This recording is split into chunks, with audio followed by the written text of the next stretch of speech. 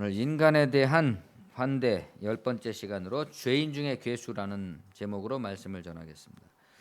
인간에 대한 환대라는 주제로 우리가 연속해서 말씀을 나누고 있는데 성서 말씀을 우리가 영혼의 양식이다 이렇게 부릅니다. 양식이라는 것은 먹고서 살고 힘이 생겨가지고 존재하게 할 수 있는 음식이자 약입니다. 목사로서 저의 설교가 과연 이러한 음식이자 약이 되는 수 있는 건지 반성을 늘 하게 됩니다. 저의 처음 계획은 따뜻하고 온정이 넘치는 기독교적 화해와 용서, 위로의 말씀을 준비하려고 했었습니다. 가뜩이나 각박한 사회생활에 시달리는 여러분들에게 주일 하루나마 넉넉한 쉼과 힘과 용기를 격려해드리고 싶었기 때문이죠. 물론 지금껏 그런 게 없었던 건 아니겠지만 그러나 설교를 준비하는 과정에서 항상 직면하게 되는 이상한 현실이 있습니다. 설교자마다 설교를 준비하는 어떤 방식의 차이가 있겠지만 저는 대개 하나의 힌트가 되는 말씀이나 의제가 떠오르면 그것을 묵상하면서 숙성시켜 가지고 설교로 발전을 시킵니다. 그런데 매번 그 영감을 주었던 그 성서 본문을 실제로 책을 열어가지고 그 본문을 들여다보면 심각한 것은 아닐지라도 제 의지와 성령의 의지가 다르다는 것을 발견하게 됩니다. 이게 참 이상한 거죠. 그것은 마치 인생 행로와 같은 거죠. 내가 나의 인생 행로를 계획하지만 하나님의 뜻은 내 뜻과 다르다. 성경이 나를 지지해 주지 않는 건지, 내가 뭔가 성경을 그동안 오해 내지 착각하고 있던 건지, 어떨 때는 정말로 정반대로 나의 생각을 부인해야 되는 그런 기로에 놓이게 됩니다. 성서를 우리의 필요와 주제와 묵상에 맞출 것인지, 우리를 성경에 맞출 것인지, 내가 애써서 준비한 설교가 그동안 묵상한 게 아까워서 말씀을 나의 의도에 맞춰서 버무리려고 한다거나 아니면 그것보다 좀 더 합당한 다른 본문을 찾아서 그 의도에 꽤 맞추어 보려고 한다면 결국 마찬가지가 될 공산이 크죠. 거기서도 똑같은 결과가 벌어집니다. 이상하죠. 왜 꼭 그렇게 되는 걸까요? 여러분도 아시겠지만 인간에 대한 환대 시리즈는 예상과 달리 처음과는 조금 다르게 이렇게 포인트가 변화되고 있습니다. 심리적이고 온정적인 감동보다는 인간 환대라는 복음 원리에 대한 확인, 또 인간 현실의 직시 이런 쪽으로 기울어지고 있습니다. 저의 성향 탓일 수도 있고 또 성경 본문에 대해서 정직해야지만 되는 불가피함 때문일 것이다. 이런 생각도 듭니다. 그렇지만 하여튼 매번 성경이 진짜 이끄는 대로 가보자 하는 생각으로 가는 거죠. 왜냐하면 성경이 진짜로 이끄는 곳으로 가야지만 우리들 자신을 깨뜨리고 다시 세우시는 성령의 의지와 역사가 있을 것이다. 이렇게 기대하기 때문입니다. 오늘 본문에서 저한테 처음 영감을 준 부분은 죄인 중에 내가 괴수다 하는 바울의 고백입니다. 죄인 중에 내가 괴수다 그랬는데 거기서 말하는 괴수가 우리말에서 좀 이제 기분 나쁘게 들리잖아요. 근데 사실 이것을 번역하면 죄인의 두목, 우두머리, 가장 큰 죄인 이렇게 번역이 돼서 죄인과는 어울리지 영광스러운 호칭입니다. 두령이다, 최고 대빵이다. 왜 이 본문을 생각했는가? 어떤 분의 그 훈계 때문이었습니다. 있는 그대로 정직히 소개하자면 백주년 기념교회 이재철 목사님이 목회자 멘토링이라는 집회 시간에 질의문답 시간에 이런 대답을 했습니다. 어떤 사람이 오늘 아침 세월호 유가족과 대화 시간이 있었다. 거기서 이제 눈물을 많이 흘렸다 이거예요. 자기가 아직도 끝나지 않은 이 사건 속에서 진실 규명을 위해 노력하는 유가족을 보면서 목사님은 이들의 투쟁과 행보에 대해 어떻게 생각하시는지, 현재 정권이나 사회 풍토를 보시면서 한국 사회가 어떻게 반응해야 되는가 하는 조언의 말씀을 구하고 무슨 대답을 했냐면 이재철 목사는 세월호는 많은 분들이 안타까워했고 지금도 아픔에 동참하고 있는데 조금 다른 관점에서 말하고 싶다. 슬픔을 당할 때 그 슬픔에 동참하는 것 굉장히 중요하다. 그런데 우리 그리스도인에게는 어떤 이유에서든 어떤 단체든 우상이 되는 것을 금해야 한다. 세월호 유족이 슬픔을 당했기 때문에 그분들의 모든 것이 언터처블, 건드릴 수 없는, 아무도 터치할 수 없는 우상이 된다고 한다면 그건 아니다. 모든 분들이 다 슬픔을 이야기하고 동참하고 있기 때문에 그 부분은 달리 말씀드릴 필요가 없고, 우리 사회에서 어떤 일을 조명하고자 할 때 우리가 기독교인으로 충분히 해야 하지만, 우리가 하고자 하는 일이 어떤 한 개인이나 한 집단을 언터처블한 우상으로 만들고 있다면 우리는 그것을 경계해야 한다. 거기에서 깨어 있는다면 우리의 동참, 기뻐하는 자와 함께 기뻐하고 즐거워하는 자와 함께 즐거워하는 믿음은 하나님의 진선미를 전해주는 좋은 통로가 되리라 생각한다. 이렇게 답변을 했습니다. 우선 저의 눈에 뜨인 대목은 기뻐하는 자와 함께 기뻐하고 즐거워하는 자와 함께 즐거워하는 믿음이라는 인용문입니다. 이게 아마도 로마서 12장 15절을 인용한 듯한데, 그런데 이상하게도 웬만한 목사나 기독교인이라면 어렵지 않게 기억할 수 있는 이 구절을 이분이 틀리게 인용을 했습니다. 정확한 문장은 이거죠. 즐거워하는 자들과 함께 즐거워하고 우는 자들과 함께 울라. 여기서 우는 자들과 함께 울라라는 말에 방점을 찍기 위해서 사실은 기뻐하는 자들과 함께 기뻐하고라는 전제가 나온 거죠. 주님이 말씀하시거나 바울이 얘기할 때 우리가 일반적으로 기뻐하는 사람과 함께 기뻐하는 건 쉬운 일이죠. 그러나 슬퍼하는 자하고 함께 우는 것, 그것이 진짜 좀 더 이렇게 소중하고 그렇기 때문에 이 말의 방점은 기뻐하는 자하고 기뻐하라는 데 있는 게 아니라 우는 자와 함께 울라는 데 있는 거죠. 그런데 왜 이재철 목사님은 이 말을 우는 자들과 함께 울라는 반대적 평행구를 즐거워하는 자들과 함께 즐거워하라는 동의적 평행구로 바꿨을까요? 실수겠지만, 중요한 것 같지 않지만 전체 발언의 내용을 생각해 볼 때 그의 무의식 속에서 공교롭다 이런 생각이 드는 겁니다. 굳이 칼 융이 밝힌 무의식의 단어 연상적 역동 이런 거 생각하지 않다고 할지라도 참 공교롭다. 물론 중요한 건 그런 따위가 아닙니다.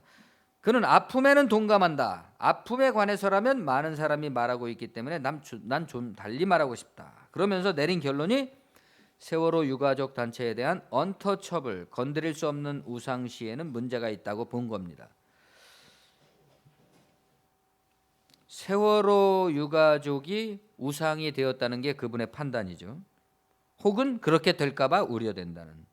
그 결과 기독교인으로서의 아픔과 진상규명 노력에 지지를 보내고 동참할 것이냐 말 것이냐 하는 비교적 선명했던 질문자의 의도, 요청은 상당히 복잡한 게 돼버렸습니다. 이제.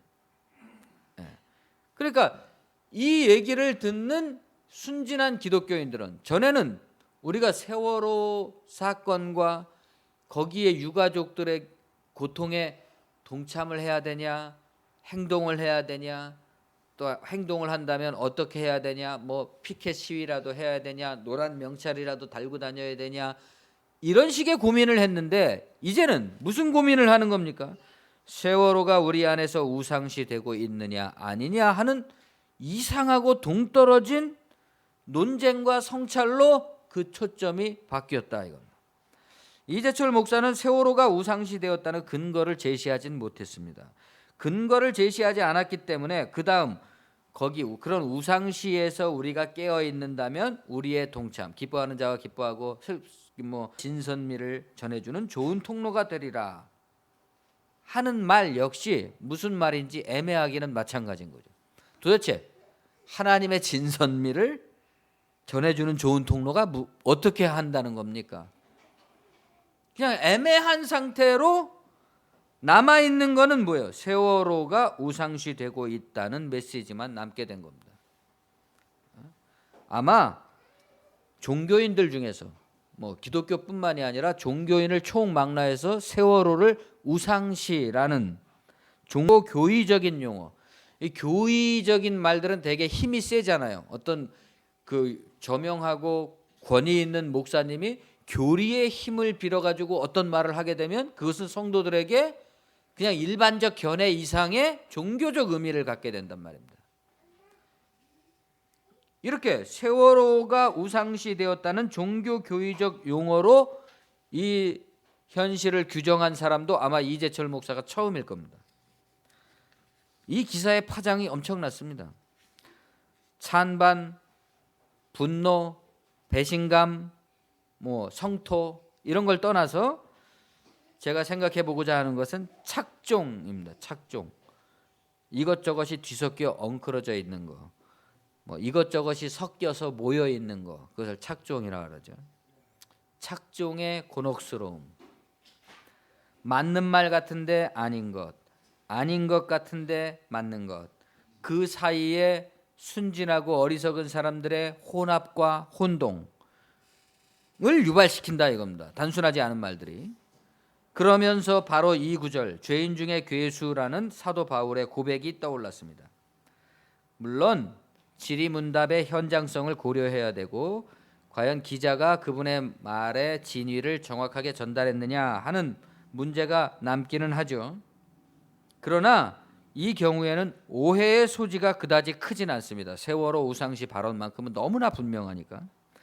제가 이 성경 구문을 떠올리도록 힌트를 준 부분은 그분의 이런 거듭된 말입니다. 세월호는 많은 분들이 안타까워했고 지금도 아픔에 동참하고 있는데 조금 다른 관점에서 말하고 싶다. 그러니까 자기는 대부분의 사람들은 이렇게 생각하고 있는데 자기는 다른 관점에서 말하고 싶다. 이거죠? 또 이런 말을 했어요. 모든 분들이 슬픔을 다 이야기하고 동참하고 있기 때문에 그 부분은 달리 말씀드릴 필요가 없고 저는 바로 이 유별난 개인적인 태도와 관점 그 고백이 기독교 신앙과 자기 도덕이 착종된 그 출발점이다 이런 생각이 드는 겁니다. 여기서 죄인 중에 내가 괴수라는 사도 바울의 고백을 떠올리게 됐습니다. 기독교 신앙과 자기 도덕이 착종 혼동된 생산자이자 첫 수혜자는 이재철 목사님 자신이겠죠. 그는 많은 사람들, 모든 사람이 동참하고 있는 보편적, 일반적 관심에는 관심이 없다. 그렇게 말하고 있는 거죠. 거기에 동참하고 싶지 않다. 그는 남들과 다른 말을 하고 싶어 합니다. 잘 들어보시면 제가 이재철 목사님 개인에 대해서 비판만 하려는 게 아닙니다. 우리들의 어떤 보편적 성향들에 대해서 이야기하고 있는 거죠. 그는 왜 자기는 남들과 달리 말해야 된다고 생각하는 걸까요? 네? 혹은 우리는 왜 나는 남과 좀 달라야 된다고 항상 여기는 걸까요? 남들과 다르다는 것을 더 높고 잘난 것으로 생각해 주는 걸까요? 그는 자신의 이같이 유난한 태도를 기독교 진리의 입장이라는 물러설 수 없는 철칙의 강고함으로 관철하는 겁니다. 그러나 세월호 가족 단체가 우상시 되었다는 근거를 제시하지 않았던 것과 마찬가지로 자기의 이런 개인적이고 유별난 태도가 왜 성서적인가라는 근거를 대진 못하는 겁니다. 또 자신이 그렇게 믿고 주장하기 때문에 그건 그냥 성서적인 거고 진리인 거죠. 자기가 주장하니까. 한 가지 유추해 볼 수 있는 사실이 있습니다. 세상의 보편적 민심이 세월호에 대해서 연민과 슬픔과 분노와 진상규명에 일반적으로 공감하고 있다는 사실. 그것이 그들이 우상시되고 있다는 진단의 근거겠죠. 그래서 그것은 10계명의 제2계명을 위반한 거예요. 우상 숭배하지 말라. 그런데 우리는 성서를 다시 한번 자세히 들여다볼 필요가 있습니다. 제2계명이 어떻게 되어 있는지. 출애굽기 20장 4절 5절에 너를 위하여 새긴 우상을 만들지 말고 또 위로 하늘에 있는 것이나 아래로 땅에 있는 것이나 땅 아래 물속에 있는 것에 아무 형상이든지 만들지 말며 그것들에게 절하지 말며 그것들을 섬기지 말라. 이렇게 되어 있습니다.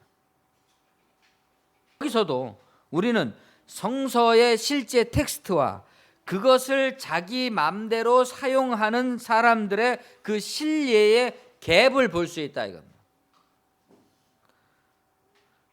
저는 여기서 두 가지 문제를 제기하고 싶었습니다. 첫째는 그의 강고한 진리관이 과연 기독교 신앙의 진리관이냐? 만약 그렇다면 그분의 그 세월호 발언은 비판자들의 비난과 상관없이 정당성을 가질 수 있게 될 겁니다. 그러나 만일 그의 진리관이 기독교 진리관과 똑같은 것이 아니라면 그것은 한낱 성서의 진리를 빙자한 자신의 도덕률이 돼버리는 거죠. 그가 만일 선생 노릇을 많이 하는 만큼 그 폐해는 엄청나게 큰 겁니다. 그것은 말하자면 인간에 대한 환대가 아니라 까닭도 없이 인간에 대해서 환대를 하고 있는 사람들에게 개인적인 심술을 부리고 투기하는 적대가 되고 맙니다. 인간에 대한 환대가 아니라 적대입니다. 그것도 기독교 신앙의 이름으로 여러 사람으로 자기와 동일한 심술과 적대의 우를 범하게 할 수가 있습니다. 물론 이런 발언들을 인용할 사람들이 많겠죠. 또 좋아하면서. 저는 그걸 우선 죄인 중에 괴수라는 사도의 고백으로부터 시작해 보려고 했습니다. 쉽게 말해서 바울의 고백은 자기를 적절히 겸양하는 그런 고백이 아니다. 나는 죄인 중에 괴수입니다. 대부분 그렇게 말하잖아요, 목사님들이 이 구절을 인용할 때. 그러나 그런 구절이 아닙니다. 오히려 그 반대입니다.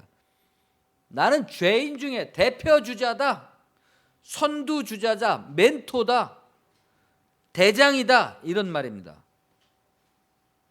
성경을 우리가 잘 읽어보면 자신의 복음이 자신의 죄인됨, 그것도 괴수와 같이 죄인됨으로써의 실존적 자백으로부터 나온다. 내 복음은 그런 신학적 고백입니다. 그것은 그가 다시 타인들을 대하고 관계를 맺고 복음을 전하는 모든 방식, 곧 인간에 대한 전체적 태도에 관계되겠죠. 누군가 나를 죄인으로 인식하고 죄인 중에서도 나 괴수다 이렇게 생각하는 사람이 있다면 그 사람의 그 모든 태도는 어디서든지 나타날 거 아니에요. 자기가 죄인이니까 잘난 척하는 사람하고 달리. 그리고 그러한 자신의 신학적 태도로부터 야기된 불가피한 현실 상황, 그 참 희한한 거죠. 자기를 죄인이라고 말하고 죄인의 괴수라고 얘기하는데도 불구하고 많은 사람들이 그 사람을 싫어해요. 예? 만일에 사도 바울의 이 고백이 아주 겸손한 고백이라면 많은 사람들이 그를 좋아해야 될 게 아닙니까? 그죠? 아유, 저 양반은 참 겸손한 분이야, 이렇게 좋아해야 되는데 많은 사람들이 이 사람을 싫어합니다. 어떻게 싫어해요? 반대자들에 의한 오해, 고립, 비방, 핍박 등을 받고 있습니다. 예? 그래서 바울은 자기 제자인 디모데에게 편지를 쓰면서 자기가 복음을 전함에도 불구하고 여러 가지 곤란한 지경에 놓여 있는 자신의 입장을 좀 과장되게, 야 디모데야, 내가 죄인의 괴수야, 이렇게 역설적으로 과장되게 자랑스럽게 표현하고 있는 겁니다. 그럼 그가 말하는 죄인의 괴수라는 자랑스러움이 어떤 거냐 하는 걸 우리가 밝혀내면 되는 거죠. 동시에 복음을 자신과 같이 알고 있지 않고, 말하자면 이 구절을 해석할 때 저는 죄인 중에 괴수입니다, 이딴 식으로 해석하는 그 사람들의 잘못된 견해에 대한 해명이기도 한 겁니다. 저는 세월호 유족을 우상시하면 안 된다, 그런 이재철 목사님의 진리관은 사도 바울의 죄인 중에 죄수라는 고백과는 그 출발과 토대가 표면적으로 유사하다, 그러나 본질에 있어서는 다르다 하는 것을 짚어보고 싶었습니다. 그러나 여기엔 선행되는 조건이 따릅니다. 즉 그분의 말처럼 세월호 유가족 단체가 우상시 되었느냐 하는 점이죠. 이 진실에 있어서 우리 사회에서. 혹은 어떤 사람들은 우상시 되었다고 얘기할 거고 어떤 사람들은 절대 그럴 리 없다고 얘기하겠죠. 이에 관해서 우리는 유사한 사례들을 대조해 봄으로써 이 논전을 좀 정리해 볼 수 있겠습니다. 가령 위안부는 우상시 되었는가? 용산 희생자는 우상시 되었는가? 쌍용 해고자들은 우상시 되었. KTX 여승무원들은 천안함의 희생자들은 우상시 되었는가?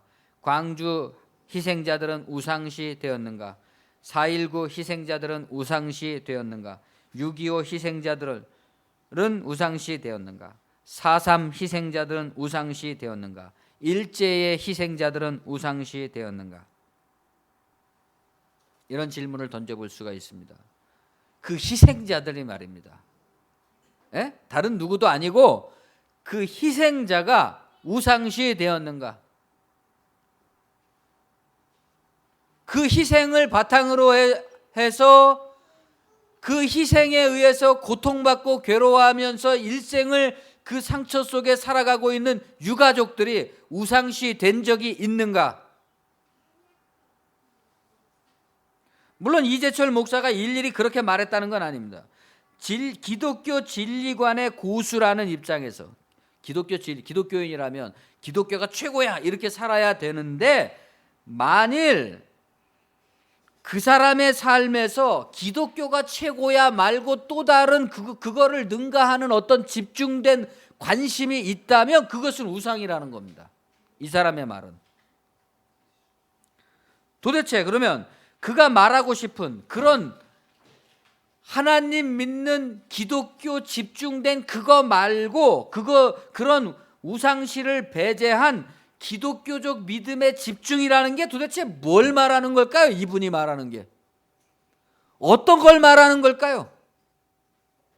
어떤 삶을 말하면은 기독교에 집중된 삶일까요?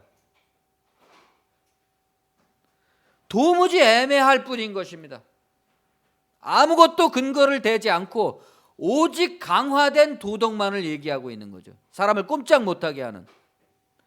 한 가지 이상한 점을 발견할 수 있습니다. 가령 세월호도 마찬가지지만 다 하나같이 희생자들이라는 점입니다.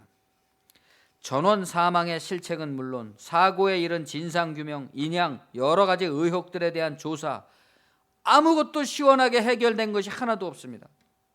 너무너무 궁금한 것이 많잖아요. 우리가 도대체 어떻게 해서 사고가 일어난 것이고 왜 한 명도 못 구조한 것이고 왜 여태까지 저렇게 적대적으로 하고 있느냐 하는 것에 대해서 국민적으로 의혹이, 국민이 아니라도 그냥 정상적인 인간이라면 너무나도 궁금한 일이 많잖아요.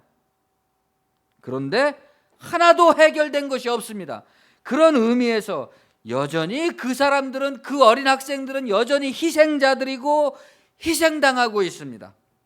그런데 어느새 우리 사회에서 우상시되는 경계까지 받고 있는 거죠. 그것도 무슨 시정에 무식하고 무감각한 무례배들이 하는 말이 아닙니다. 이 시대의 멘토, 지도자, 리더, 우두머리라고 불리우는 기독교계의 지성에게서 이런 얘기를 우리는 듣고 있는 겁니다. 멘토링으로.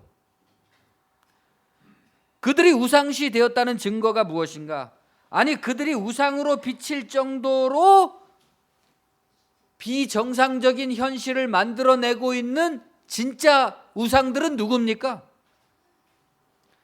아마도 그들은 우상이 아니라 그냥 살아있는 신적 권력이죠.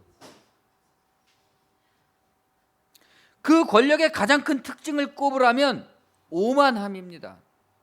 그 오만함이 뭡니까? 인간에 대한 환대의 가장 큰 적은 인간에 대한 오만이죠.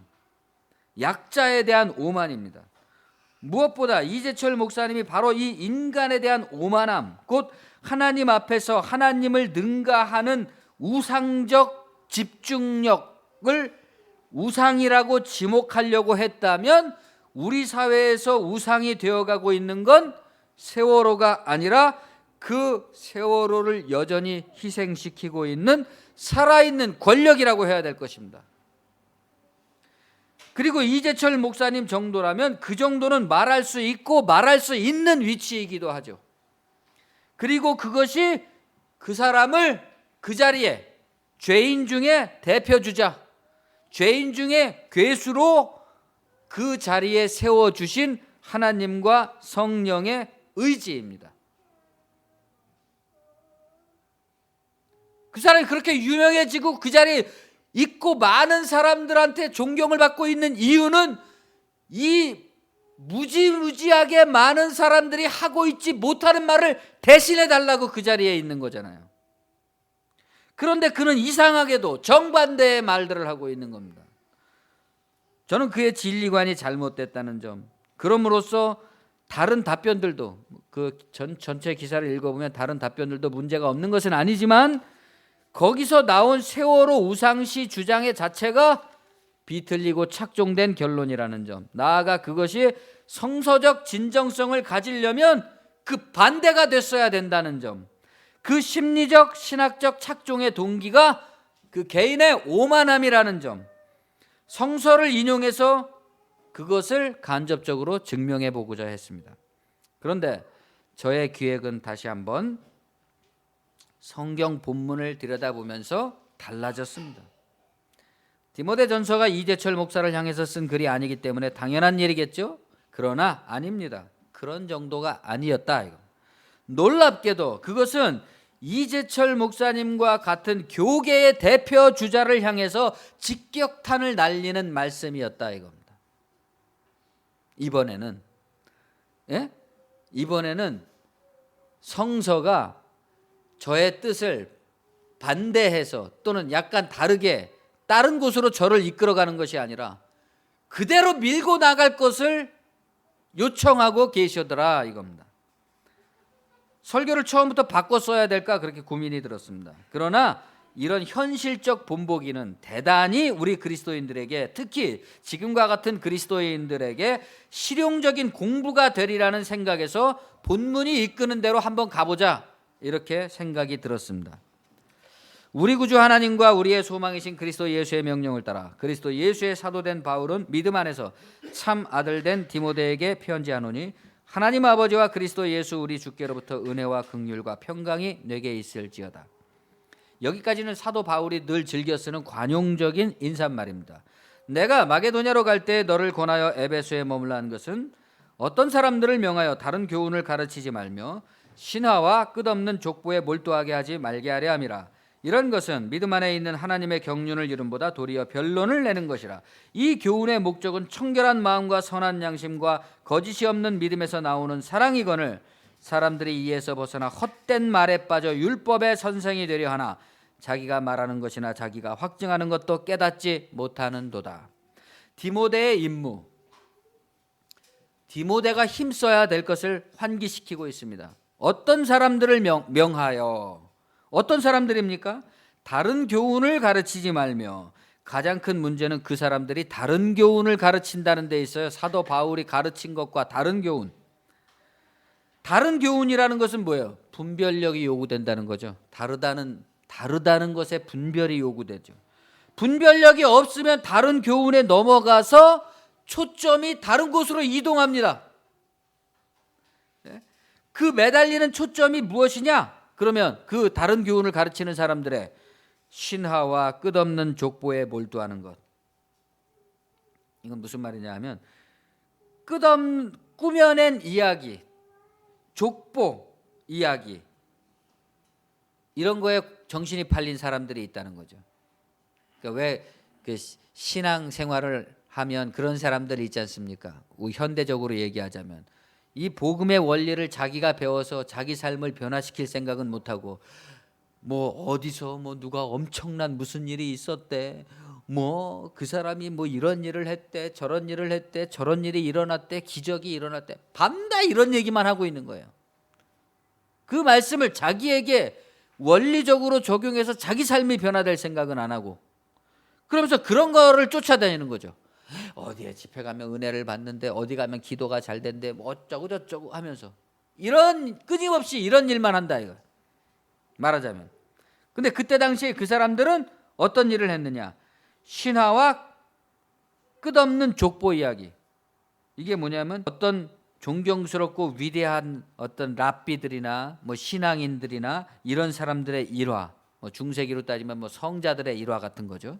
그런 일화, 신비로운 이야기, 기적, 그리고 유대인의 족보 찾기. 유대인도 우리 한민족만큼이나 족보를 좋아하죠. 족보를 찾아가지고 거기에다가 자기를 이어붙이는 그런 거 몰두했다. 무엇보다 그런 것들은 왜 문제가 되냐? 우리가 살아가는 실제 얘기가 아니라는 겁니다. 관념적이고 추상적인 얘기들. 쓸데없이 논쟁이나 일으킬 뿐이고 믿음을 통해 구원을 얻게 되는 하나님의 역사에 들어가는데 아무런 도움도 주지 못한다. 이 부분이 중요한 거죠. 그 사람들의 정신에 집중된 바가 하나님의 믿음에 들어가는, 자신이 그 믿음에 들어가는 거기에 있지 않고 어디에 있어요? 논쟁, 시시비비, 남의 잘못 들쑤시기, 지적하기, 끝없이 그런 관념에 대해서 떠들어대기, 아는 채 잘난 척하기에 있다 이겁니다. 예? 그런 사람이 이제 선생 노릇도 하는 거예요. 많이 배웠답시고 뭐 잘 나간답시고 그런 얘기들을 가지고 순 남의 얘기들, 어디다 주워 들은 그런 남의 얘기들을 가지고 선생 노릇을 하는 겁니다. 그럼 수많은 청중들이 몰려오겠죠. 어이구 대단하십니다. 굉장하십니다. 그러면서 거기에 모여서 그를 대면하는 사람들 역시 그 집중된 바가 믿음을 통해 구원을 얻게 되는 하나님의 역사라는 그 단순성에 있지 않고 그 사람처럼 논쟁, 시비, 지적, 떠들기, 아는 채 잘난 척하기에 몰두하게 된다 이겁니다. 그 사람들이. 그러나 교훈, 복음의 진정한 목적은 뭡니까? 깨끗한 마음과 맑은 양심과 순수한 믿음에서 우러나오는 사랑을 불러일으키자는 것이다. 그래서 바울이 복음의 목적은 높고 잘난 지식과 강고한 신앙의 수호자의 입장을 획득해서 고매한 선생이 되어서 타인들의 대표 선수가 되는 데 있지 않다 이겁니다. 그것은 오히려 반대에 굉장히 소박합니다. 그런 사람들은 계속 떠들어대고 아는 체를 하고 시비를 따지면서 자기도 살기 어려운 일에 대해서 타인들을 훈계합니다. 자기도 성자처럼 살지 못하면서 성자와 같은 삶을 얘기하면서 사람들을 속입니다. 겉으로는 성자처럼 얘기하면서 뒷구멍으로는 인간으로서의 어쩔 수 없는 그 한계를 가지고 있기 때문에 그 양면에 많은 사람들이 시달리게 되죠. 도사나 성자는 존재하지 않습니다. 그런데도 사람들은 정말 그 사람이 도사인 줄, 성자인 줄 알고 그의 가르침이 진짜 자기에게도 가능한 구원의 가능성인 줄 믿고 거기에 매달려서 그것을 자꾸만 확대 재생산해 나간다. 이거. 실제적이지 않은 얘기들을. 그렇게 결과가 뭡니까? 가령 세월호와 같은 진정 우리에게 현실적인 것을 눈 감으라고 하는 거죠. 우상이 될까 봐 무서워서. 구덕이 무서워서 창 못 담그는 거죠. 그러나 복음의 진정한 목적은 그 반대다. 이거. 깨끗한 마음, 맑은 양심, 순수한 믿음. 선명합니다. 복잡하지 않습니다.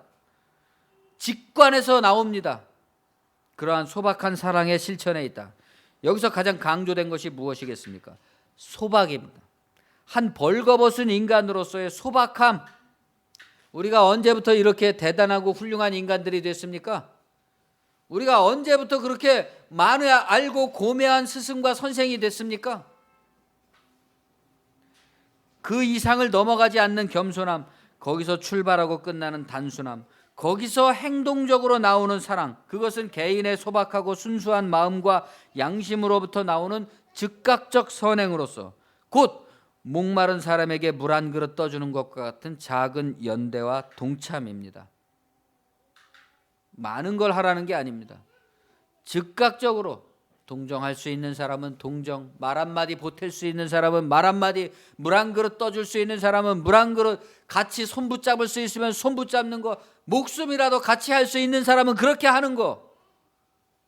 그 연대와 동참이죠. 거기는 단순해요. 거기에 무슨 많은 핑계를 대면서 우상이 될까 봐 무섭다는 둥 그런 말들이 있을 수가 없습니다. 하나님의 진선미, 이게 도대체 무슨 말입니까? 전도된 뭔 소린지도 모르는 그런 꽈배기 정신이 아닙니다. 거기서는 모든 사안이 분명하고 모든 지향이 실천 가능하고 완벽하게 하라는 게 아니에요. 개인의 가능한 그 소박함에서 가능한 정직함으로 정성을 다하면 그렇게 된다는 겁니다. 세월호 우상시 이러한 소박함과는 너무나 거리가 멀죠. 끝없는 신화와 족보에 창념한다는 말이 무엇일지, 그 욕망에 너무 멀고 너무 높고 집요함이 아찔함마저 느끼게 합니다. 그의 정신세계를 생각하면. 예? 미상불, 그런 말을 하고 있는 그분 자신도 자기가 어디로부터 그런 말을 하게 된 것인지 그 연원을 이해할 수 없는 이설을 통해서 많은 사람들은 그 소리를 듣고 자신의 단순한 직관마저 포기하게 되는 거죠. 저런 선생님이 저렇게 말씀하시는 걸 듣게 되니까 그동안 세월호에 대해서 품고 있었던 그것이 잘못된 것인가? 노란 리본 달고 거리에 나가서 뭐 좀 같이 참여하고 또 참여하지 못하는 걸 안타까워하고 그랬던 내가 잘못된 것인가? 정말 세월호가 우상화되면 안 되는 것인가? 이러한 회의를 갖게 만드는 거죠. 왜 이렇게 혼잡하게 만드는 겁니까? 이 사람들은 복음의 목적에서 벗어나 길을 잃었습니다. 쓸데없는 관념 토론이나 뒤에 보면 쓰레기 안 버리기 이런 거 되게 강조하시는데, 물론 쓰레기 안 버리는 거 되게 중요하죠. 그러나 유치한 캠페인입니다.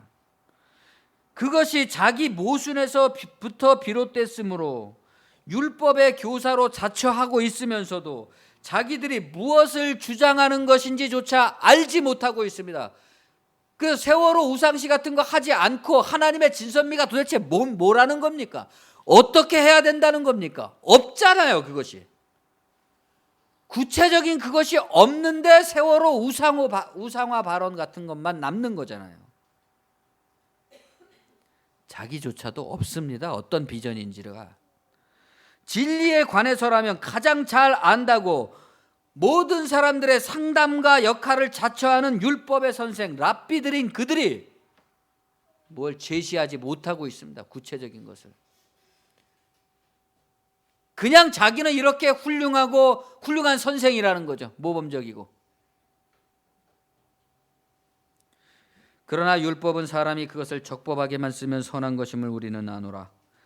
알 것은 이것이니 율법은 옳은 사람을 위하여 세운 것이 아니요 오직 불법한 자와 복종하지 아니하는 자와 경건하지 아니한 자와 죄인과 거룩하지 아니한 자와 망령된 자와 아버지를 죽이는 자와 어머니를 죽이는 자와 살인하는 자며 음행하는 자와 남색하는 자와 인신매매를 하는 자와 거짓말하는 자와 거짓 맹세하는 자와 기타 바른 교훈을 거스리는 자를 위함이니 이 교훈은 내게 맡기신 바 복되신 하나님의 영광의 복음을 따름이니라. 여러분, 잘 읽어보면 바울은 지금 율법의 선생들을 비꼬고 있다는 것을 알게 됩니다. 우리가 아까 말한 끝없는 신화와 족보에 창념하면서 계속해서 말과 논쟁만 일삼고 아는 척과 잘난 체를 통해서 자신을 전파 확대해 나가는 자들, 그들이 자기를 치장하는 것으로 사용하는 게 율법이라는 겁니다. 항상 율법을 내세워요. 도덕을 내세워요. 그런데 그런 율법이 정작 필요한 사람들이 누구라고 그랬습니까? 바울이? 율법이 진짜로 필요한 놈들은 불법자, 불복종자, 불경건자, 죄인, 거룩하지 않은 자, 점점 나가는 거예요. 막 나가는 거예요. 아버지를 죽이는 자, 어머니를 죽이는 자, 살인자, 음행자, 남색자, 인신매매범, 거짓말하는 자, 거짓 맹세하는 자, 기타 바른 교훈을 거스리는 자들이 율법이 필요한 자들입니다. 그럼 고매하신 선생들한테 어떻게 하면 인생을 바꿔볼까 하고 앉아있는 사람들에게 율법이 필요한 게 아니다 이겁니다. 그 사람들에게 뭐가 필요해? 복음이 필요하죠. 율법이 필요한 것은 형편없는 인간들에게 필요한 것이죠. 바로 이 세상을 이렇게 고통스럽게 만드는 그런 자들에게 율법이 필요한 겁니다. 근데 지금 율법의 선생들은 그 율법을 누구에게 사용하고 있다는 거예요? 엉뚱한 자들에게 사용하고 있다는 겁니다. 바울의 이 이중적 논법, 쉽게 말해서 율법의 선생들은 끊임없이 사람들을, 자기의 청중들을 이런 사람들로 만들고 있는 겁니다. 어떤 사람들? 불법자, 불복종자, 불경건자, 죄인, 거룩하지 않은 자, 아버지 어머니를 죽이는 자, 살인자, 음행자, 남색자, 인신매매병, 거짓말하는 자, 거짓 맹세하는 자, 기타 바른 교훈을 거스리는 자들입니다. 그래서 어떻게 돼요? 그 율법을 설파하는 선생으로서의 자기는 점점 높아지고 고매해지고 그 율법을 듣는 청중들은 어때? 점점 낮아집니다. 형편없는 사람들로 수준이 유치해져요. 함께 높아져 가는 게 아니라, 전에 그 얘기 들었던 사람들이 올해 또 그 얘기 들으러 똑같이 와서 앉아 있는 겁니다. 모든 것을 도덕화해버립니다. 그 도덕에는 그런데 특징이 있죠. 타자에 대한 사랑이 없습니다. 자기가 강화된 도덕, 자기가 가미된 자랑, 자기를 높이는 자긍, 타인에 대한 경멸, 타인을 향한 질타와 훈계 같은 것들이 들어있습니다. 그리고 그 타인이라는 것은 항상 누구예요? 약한 사람입니다. 약한 사람. 그 타인의 사회적으로 잘 나가고 대단력 있고 명망 높고 예술가에다 뭐에다 뭐 이런 사람 해당 안 됩니다. 그 타인이란 항상 약한 자들입니다. 왜 우리는 그 대상자가 약한 자들이 될 수밖에 없는지를 최종적으로 이해할 수 있죠. 그렇죠? 왜 율법의 선생들에게 해당되는 그 사람들이 결국은 항상 최고로 약한 사람들만 될 수밖에 없는지를, 다른 이유가 없어요. 스스로 높아졌기 때문입니다. 그래서 그는 높은 것들에 대해서는 별다른 반감이나 유감을 갖지 않아요. 이 율법의 선생님은 높은 사람들, 잘 나가는 사람들, 굉장하신 분들에 대해서는 반감이나 유감이 없어요. 항상 흙수저, 못난 사람들, 이런 사람들에게만 낮은 것에 대한 경멸, 자기에 대한 우상화입니다. 바울이 비꼬는 율법의 선생들이 사용하는 율법은 성경적 용도가 아닙니다. 형식만 그렇게 사용하는 거죠. 바울은 만일에 그것이 진정한 율법이라면 그 용도가 다를 것이다 라고 밝히고 있어요. 문제는 뭡니까? 그런 율법을 해당도 안 되는 사람들한테 항상 들이댄다는 겁니다. 우상시 되는 게 문제라면 세월호보다는 그들을 여전히 희생시키고 있는 권력자나 권력을 향해야 마땅할 거 아니겠습니까? 그 사람들에게 율법을 들이대야 됩니다. 그런데 엉뚱한 사람들에게 들이대는 거예요. 희생자에게. 이 교훈은 내게 맡기신 바 복되신 하나님의 영광의 복음을 따름이니라. 그 사람들은 그렇게 살지만 나는 어떠냐? 이 한 줄이 문제죠. 그 모든 율법의 선생들과 자신의 차이를 이 한 줄에 요약합니다.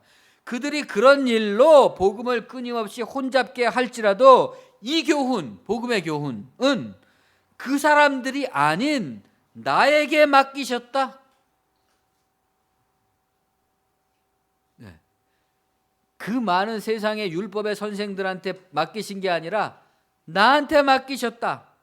달리 말하면 내가 맡았다. 즉 내가 전파하는 것이야말로 모든 인류의 행복, 너도 행복하고 나도 행복한 그런 모든 인류의 행복의 근원이신 하나님의 영광을 드러낼 유일한 복된 소식이다. 나는 이 점을 강조한다, 디모데야. 자기 제자인 디모데에게 바울이 이렇게 쓰는 거예요. 디모데야, 우리가 지금 이렇게 곤란한 지경에 빠져 있는 거 잘 알고 있지? 그러나 용기를 가져야 돼. 왜냐하면 저 사람들, 그 수많은 선생들, 우리를 핍박하는 사람들, 대적하는 사람들한테 복음이 있는 게 아니야. 누구에게 있어? 너하고 나한테 있어. 우리한테 맡기신 거야. 이겁니다. 공동 번역은 이 부분을 이렇게 번역합니다. 건전한 교설이란 복되신 하느님의 영광을 드러내는 그 복음의 근거를 둔 것입니다. 나는 이 복음을 전하는 임무를 맡은 사람입니다. 바울의 자의식, 디모데에게 강조하는 바, 디모데가 분별해야 하고 밝혀나가야 할 저항. 혹시나 디모데가 젊으니까 흔들릴 수 있잖아요. 바울의 많은 제자들이 바울을 떠났잖아요. 결국 디모데에게 안타까우면서도 사랑하면서도 강력하게 격려해주고 싶은 거죠. 우리는 그런 마음을 이해할 수 있습니다. 그러나 더 중요한 것은 그것이 인간에 대한 사랑을 완성시킬 수 있는 유일한 길이라고 바울이 말하고 있다는 겁니다. 이 세상에 우리 인간이 나도 사랑하고 너도 사랑하고 우리 모두 사랑하고 서로 미워하지 말고 살 수 있는 유일한 길을 바울이 얘기하고 있다. 복음입니다. 곧 개의 순수 행동, 거기에 입각한 겸손한 태도, 그것은 저 선생 노릇과 자아 실현과 자기 강화의 메시지로 어느덧 기독교 도사요, 진리의 성자요, 시대의 멘토가 돼버린 미숙하면서도 위대한 교사. 여기서 말하는 교사라는 것은 멘토, 대표주자, 지도자, 우두머리, 두목, 괴수, 다 같은 말이죠. 들과는 처음부터 끝까지 다르다. 그들이 시대의 앞장선 선생이요, 대표주자요, 멘토요, 저명 인사요, 이거는 똑같아요. 바울이나 지금 이 시대의 율법의 교사들이나. 그러나 두 사람이 말하고 있는 그 내용과 방식과 결과는 완전히 다르다 이겁니다. 나를 능하게 하신 그리스도 예수 우리 주께 내게 감사함은 나를 충성되이 여겨 내가 직분을 맡기심이니 내가 전에는 비방자요 박해자요 폭행자였으나 도리어 긍휼을 입은 것은 내가 믿지 아니할 때에 알지 못하고 행하였음이라. 우리 주의 은혜가 그리스도 예수 안에 있는 믿음과 사랑과 함께 넘치도록 풍성하였도다. 미쁘다, 감탄입니다. 미쁘다 모든 사람이 받을 만한 이 말이요, 그리스도 예수께서 죄인을 구원하시려고 세상에 임하셨다 하였도다. 죄인 중에 내가 괴순이라. 그러나 내가 긍휼을 입은 까닭은 예수 그리스도께서 내게 먼저 일체 오래 참으심을 보이사 후에 주를 믿어 영생을 얻는 자들에게 본이 되게 하려 하심이라. 여러분, 이 바울의 대단함은 정말 놀라운 고백을 하고 있는 겁니다. 전에는 내가 비방자요 박해자요 폭행자였으나 도리어 긍휼을 입은 것은 긍휼을 입었다 그랬잖아요. 그 다음에 뭐라 그래요? 우리 주의 은혜가 그리스도 예수 안에 있는 믿음과 사랑과 함께 넘치도록 풍성하였도다. 누구한테 넘쳤다는 거예요? 자기한테 넘쳤다는 거잖아요. 전에 비방자요 폭행자였던 자기한테 그리스도의 은혜가 넘쳤어요. 그래서 찬양을 합니다. 미쁘다, 믿을만하다, 모든 사람이 받을 만한 이 말이요. 왜 모든 사람이 받을 만한 거죠? 자기가 겪어봤으니까, 내가 겪어보니까 모든 사람이 받을 만한 이 말이요, 그리스도 예수께서 죄인을 구원하시려고 세상에 임하셨다. 이 죄인 누굽니까? 자기잖아요, 자기. 그리스도 예수께서 다른 사람이 아니라 나를 구원하려고 세상에 임하셨다. 전에 폭행자요 비방자요 형편없는 인간이었던 나를, 그러니까 사람들을 향해서 뭐라 그러니까 나는 죄인 중에 대표다. 예? 이겁니다. 나는 죄인 중에 대표다. 죄인의 멘토다. 모든 죄인들은 나를 따르라. 바울의 자의식입니다. 사도로서의. 우리는 바울이 왜 자신을 죄인 중에 괴수라 부르는지 이해할 만합니다. 그것은 결코 겸양의 표현이 아니에요. 자랑, 과장된 자랑. 과거에 그랬었다는 말이 아닙니다. 그는 늘 자기를 생각할 때마다, 자기를 인식할 때마다, 하나님을 묵상할 때마다, 기도할 때마다 자기의 죄인됨, 그것도 가장 중한 죄인 중에 괴수 같은 자신의 죄인됨을 실존적으로 고백하고 있는 겁니다. 근데 거기서 절망이 우러나오는 게 주님 저는 죄인입니다 그런 게 아니에요. 자랑스러워. 나 같은 죄인을, 내 죄인의 대표다 내가. 거기에 자신의 사역의 뿌리가 놓여있고 자기 복음의 근거가 있습니다. 동시에 그 죄인의 괴수됨은 자기로 하여금 남들은 감지도 하지 못할 무한한 자긍심을 불러일으킵니다. 나는 죄인들의 대표 선수다. 미쁘다 모든 사람이 받을 만한 이 말이여 그리스도 예수께서 죄인을 구원하시려고 세상에 임하셨다 하였도다. 죄인 중에 내가 괴순이라. 죄인 중에 나는 대표주자, 나는 선두주자, 멘토, 선생이다. 나를 보라. 바로 이 나를 통해서 주를 믿어서 영생을 얻는 자들에게 본이 되게 하려고 하셨다. 디모데야, 그러니까 내가 지금 겪고 있는 고립과 아무도 안 알아주고, 이 얼마나 정반대입니까? 자기는 이런 자긍심을 갖고 있는데 아무도 안 알아줘요 지금. 예? 핍박하고 회방하고 그러고 있어요. 디모데야, 나 때문에 실망하지 마라. 내게서 보여지는 여러 가지 모습들 때문에 너 위축되지 마라. 나 이렇게 생각하고 있는 사람이야. 내가 사도란 직분이 세월호 유족을 우상시해서는 안 된다는 훈계를 듣고 이 죄인의 계수라는 바울의 역동적 자기 고백에 대한 대조적 영감이 떠올랐습니다. 그는 본인이 원하든 원하지 않든 복음주의 기독교계의 대표 주자로 통해온 분입니다. 저는 동의하진 않았지만은 저의 어떤 친구는 이재철 목사님을 가리켜서 기독교계의 이퇴계다 이렇게 표현한 적도 있었습니다. 퇴계 이황이다 이거예요. 말하자면 그는 죄인의 수계라는 영광스럽고 막중한 제1번 자리에 올라서 있습니다. 모든 신학생과 비기독교 신자들까지도 존경하는 기독교인이라고 불리고 있습니다. 목회자들의 멘토로 초빙받은 이유도 그러한 인정에 의한 것일 것입니다. 또 듣기로는 그분은 지금 암투병도 하고 있습니다. 그러면 뭡니까? 그의 고통은 죄인의 수계로서 제1의 대표 주자로서 만인의 고통을 앓고 있는 겁니다.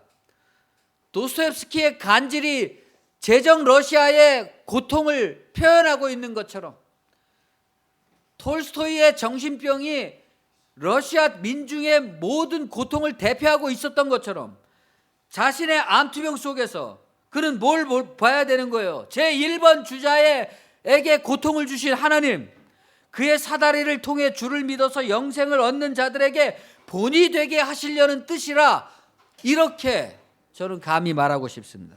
그런데 세월호를 우상시해서는 안 된다니, 그러면 자기는 올라간 사다리에 죽음과 고통 때문에 몸부림치면서 올라오려고 애쓰는 사람들을 향해서 사다리 걷어치우자는 겁니까? 함께 죽고 함께 사는 죄인의 수계가 아니라 혼자 높아서 성자의 왕이 되시려는 겁니까? 이제 우리는 정말 죄인 중에 수계, 은혜 받은 자의 대표 주자인지 그분이 만인의 존경을 탐하는 두 얼굴의 선생인지 생각해야 될 것입니다. 그러나 그런 건 처음부터 문제가 아니었을지도 모릅니다. 우리한테 중요한 건 그런 사람이 아니죠. 우리의 복음이죠. 우리 그리스도인들은 성경 본문을 자세히 들여다봐야 됩니다. 한 개인, 한국교회, 그리고 만세의 복음의 근거를 어떤 저명하다는, 유명하다는 누군가가 그렇게 말한다고 해서 대충 그렇겠지 이렇게 소홀히 생각해서는 안 됩니다. 우리가 다 그리스도의 사역자라고 하지만 사도 바울과 디모데의 이런 사방으로 에워싸여 있는 이런 입장에 서 있는가? 과연 우리가 모두에게 존경받는 율법의 교사가 아니라 죄인의 괴수로 자신을 자랑할 만한 드높은 자긍심을 지니고 있는가? 묻지 않을 수가 없습니다. 분별과 실천 가운데서 성서적 자기 위치를 제대로 가늠하지 못한다면 우리는 지금 도매금으로 넘어가는 자기 강화, 자기 확대, 자기 자긍의 세태에 어느덧 흡수되고 말 것입니다. 그런 마인드 컨트롤과 그런 긍정주의 세미나 강사들에게 하나님의 말씀을 뺏기고 말아요. 그것은 근본적으로 높아지려는 야망에서부터 나온 것이기 때문에 오만한 것이고, 오만하기 때문에 낮은 사람들에게 결코 겸손할 수가 없습니다. 타산지석의 마음으로 사도 바울의 흉내를 낸 설교라, 이런 설교도 있구나 이해해 주시기를 바랍니다. 기도하겠습니다. 주님 은혜를 감사합니다. 우리가 자기 도덕을 우상화하고 또 기독교 신앙을 자기 마음과 뜻에 맞게 성서적으로 그러한 것 같으나 실제 성서를 펼치면 전혀 다른 세상이 펼쳐지는 이러한 기독교적 현실 가운데 놓여 있습니다. 우리 기독교의 대표 주자요 또 저명한 리더들이 그를 통해서 구원을 얻을 죄인의 수괴로서의 사도 바울의 고백과 같은 역할을 하지 못하고 있습니다. 죄인의 수괴가 아니라 오히려 세상의 스승과 선생 노릇으로 어떻게 하면 더 유명해지고 어떻게 하면 더 잘 나가고 어떻게 하면 더 많은 사람들에게 그럴듯한 말을 할 수 있는 것인가 하는 것에 집중되어 있고, 또 그런 사람들의 그런 위로를 받았다고 생각하고 삶의 현실이 여전히 변하고 있지 않음에도 불구하고 오히려 삶의 현실을 눈 감고 외면하는 쪽으로 우리가 기울어지고 있습니다. 주님, 우리로 하여금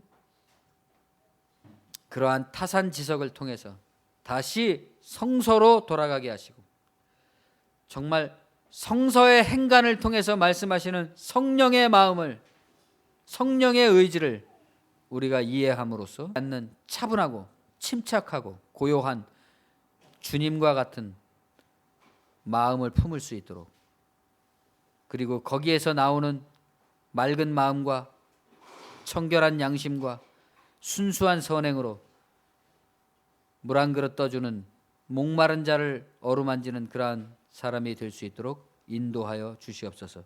예수님의 이름으로 감사하며 기도합니다. 아멘.